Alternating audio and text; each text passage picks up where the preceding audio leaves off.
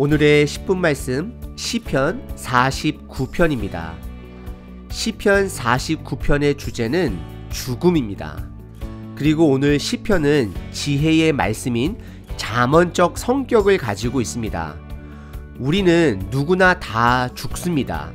하지만 죽는 것을 알면서도 대부분 젊고 건강할 때는 죽음을 염두하지 않고 살아갈 때가 많습니다. 죽음을 걱정하라는 것이 아닙니다.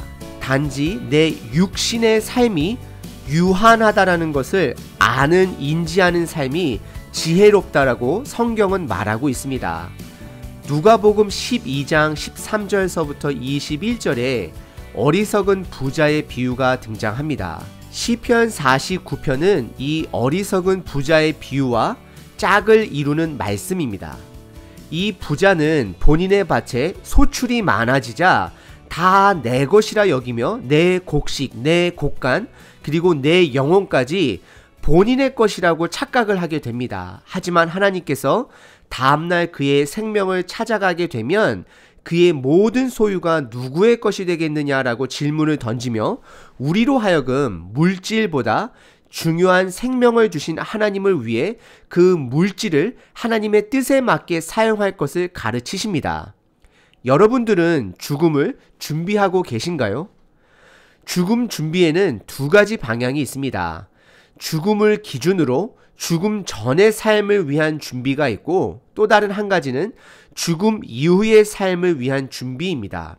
오늘 본문을 통해 나의 죽음과 그리고 나의 물질관에 대해 다시 한번 돌아보시길 바랍니다. 오늘 본문은 크게 두 부분으로 구분할 수 있습니다. 첫 번째 부분은 서론 부분으로서 시인 저자가 본인의 오묘한 지혜의 말씀에 모든 사람들이 귀를 기울여야 한다라고 말합니다. 그리고 두 번째 부분은 물질적인 부와 죽음에 대해 지혜를 말하고 있습니다. 첫 번째 부분은 1절서부터 4절까지 서론 부분으로서 시인 저자는 모든 사람들이 본인의 말에 경청해야 함을 말합니다. 1절에 들어라를 두 번 강조하며 시인 저자의 말을 꼭 들어야 함을 강조합니다. 그리고 2절은 높은 신분이나 낮은 자나 그리고 부자나 가난한 자나 모두가 다 경청해야 할 가르침이 있다라는 것을 선포합니다. 3절은 시인 저자가 그동안 본인이 마음속으로 묵상했던 지혜를 말하겠노라 하고 다시 선포합니다. 그리고 4절은 그 지혜를 오묘한 말로 표현하며 악기를 연주하듯이 해석할 것을 말하고 있습니다. 결국 첫 번째 부분은 모든 자들이 꼭 경청해야 할 지혜가 있다라는 것을 하나님께서는 시인 저자를 통해 우리들에게 말씀하고 있습니다. 그럼 여러분들 들을 준비가 되셨나요? 그럼 본격적인 내용을 담고 있는 두 번째 부분인 5절서부터 20절까지를 살펴보겠습니다. 이 메인 가르침 부분은 총 4가지 가르침으로도 나눌 수 있습니다. 첫 번째 가르침은 5절서부터 9절까지 재물로도 살 수 없는 것이 생명이라는 것을 말하고 있습니다. 특별히 5절은 우리가 살아가고 있는 이 세상은 불완전한 세상으로 표현하며 그런 사회 속에서 본인의 재물을 의지하는 자를 등장시킵니다. 그리고 그는 본인의 재물을 너무 의지한 나머지 재물을 사랑하게 되지만 그 돈은 다른 사람이나 본인의 생명을 연장시켜주지 못함을 말합니다. 그러면서 9절에 그도 결국 죽을 것을 말하고 있습니다. 물질은 우리의 생명을 절대 관여하지 못함을 가르치고 있습니다. 그리고 두 번째 가르침은 10절서부터 12절에 그러나로 시작하며 지혜 있는 자들도 어리석은 자들도 무지한 자들도 모두가 다 죽는다라는 것을 말하고 있습니다.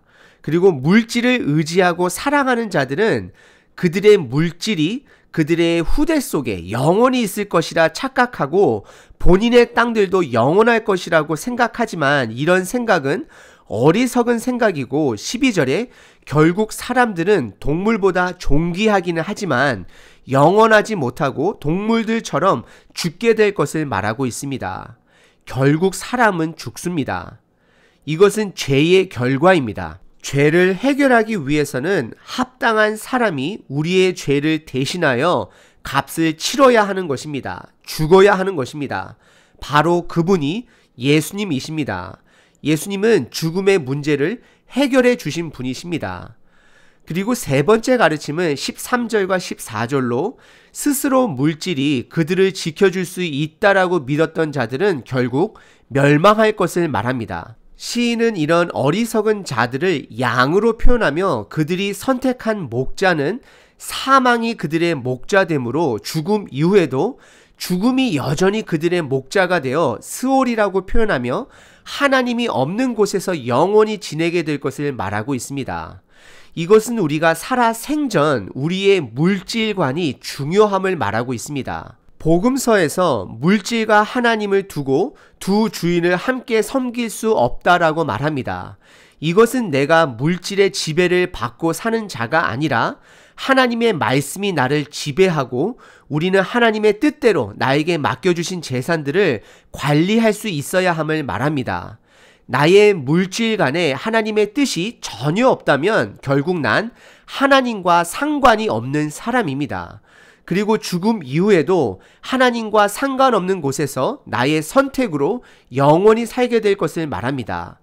누가복음 12장에 등장한 어리석은 부자는 생명 또한 본인의 것이라 착각을 했습니다. 그리고 누가복음 16장에 등장한 부자와 나사로 이야기에 그 부자는 본인의 정체성이 지옥에 가서도 부자라고 인식을 하고 거지 나사로를 하인 부르듯이 나에게 와서 내 혀에 물 한 방울을 떨어뜨리게 하라고 명령을 하고 내 살아있는 가족들에게 보내라고 하며 아직도 정신을 차리지 못하는 모습을 보여주었습니다. 돈의 노예가 된 자의 모습을 예수님께서는 비유를 들어서 가르치신 것이었습니다. 우리들이 다 함께 명심해야 하는 것은 우리의 온전한 것은 없습니다. 우리는 잠시 이 땅에서 하나님의 것을 맡고 있는 청직이라는 것을 상기해야 합니다. 그리고 마지막 네 번째 가르침은 15절서부터 20절로 부자와 지혜 있는 자를 비교합니다. 15절에 그러나로 시작을 하며 어리석은 부자들과 비교합니다. 살아 생전 하나님과 동행했던 지혜 있는 자들은 스올에서 건지심을 받게 될 것이라 말을 합니다. 그리고 16절에 이 땅에서의 삶 속에 돈만을 의지하며 하나님을 잊어버리고 잘 사는 자들을 두려워하지 말 것으로 말하고 있습니다. 두려워하지 말라는 표현은 그들의 힘을 부러워할 것도 주눅들 것도 없다라는 것을 말하는 것입니다. 그들의 성공은 이 땅에서 잠깐의 일시적인 것임을 말하고 있습니다. 결국 그들은 그들의 결정대로 하나님이 없는 사망의 곳으로 가게 될 것을 말하며 19절에 영원히 빛을 보지 못할 것을 말하고 있습니다. 그러면서 마지막 20절에 존귀하나 깨닫지 못하는 사람들은 멸망하는 짐승과 같도다라고 말합니다. 이것은 결국 돈이 생명까지 살 수 없음을 깨닫지 못하는 자는 결국 짐승같이 죽음 이후에도 영원히 죽게 됨을 말하고 있습니다. 물질은 이 땅에서 살아가기 위해서 절대적으로 필요한 것입니다. 물질 없이는 이 땅에서 살지 못합니다. 그래서 물질로 인해 우리는 하루하루 살아갑니다. 우리가 살고 있는 이 사회는 좋은 교육, 좋은 대학, 좋은 직장, 좋은 집을 사야지만이 우리들에게 성공한 삶이라고 말을 하고 있습니다. 하지만 돈은 이 땅에서만 유효합니다. 우리에게 다가올 죽음이나 또는 죽음 이후의 삶에 영향을 주지 못합니다. 우리는 하나님 나라의 백성입니다. 하나님께서는 이 땅에서 일용할 양식뿐만 아니라 영원한 삶까지 책임져 주시는 분입니다. 그래서 많은 믿음의 사람들이 물질과 하나님 사이에서 갈팡질팡합니다. 예수님께서는 우리의 이런 연약함을 아시고 돈과 하나님 사이를 두고 두 주인을 동시에 섬길 수 없다라고 말씀하십니다. 돈은 죽은 것입니다. 살아있는 것이 아닙니다. 돈은 수단입니다. 목적이 아닙니다. 그런데 우리의 망상이 돈이 살아있다라고 믿고 돈이 나에게 생명을 준다라고 믿습니다. 이런 믿음을 가진 자들의 죽음은 죽은 돈이 우리에게 주인이 되어 죽은 자로 평생 하나님과 분리되어 살아갑니다. 하지만 생명이 되신 하나님과 이 땅에서 관계하며 그 죽은 돈을 하나님의 나라를 위해 잘 사용한 자들은 결국 생명 되신 하나님 아버지가 주인이 되어 우리의 죽음 이후에도 그분의 생명의 능력으로 그분의 주권 아래 영원히 살아갑니다. 나눔을 시작하면서 죽음 준비는 두 가지 방향이 있다라고 말씀을 드렸습니다. 하나는 죽음 전의 삶을 위한 준비가 있고, 두 번째는 죽음 이후의 삶을 위한 준비가 있다라고 말씀을 드렸습니다. 죽음 전의 삶을 준비하는 것은 내가 언젠가는 갑작스럽게 또는 질병이나 노화로 죽게 될 것을 인지하고 죽음을 두려워하지 않는 것을 연습해야 합니다. 준비해야 합니다. 죽음을 두려워하지 않기 위해서는 하루하루 생명 되신 하나님과 동행해야 합니다. 우리의 구원은 우리의 능력이나 공로로 이루어지지 않습니다. 그래서 우리는 온전히 주님을 붙드는 삶이 우리로 하여금 죽음을 향한 두려운 마음을 이겨낼 수 있도록 해주는 것입니다. 실질적인 예로 젊은 사람들은 나에게 주어진 하루하루의 삶이 앞으로 물질적 성공을 위해 준비하는 하루하루의 삶이 아니라 좋으신 하나님을 드러내고 이웃을 섬기며 사랑할 수 있는 하루하루로 살아내야 하는 것입니다.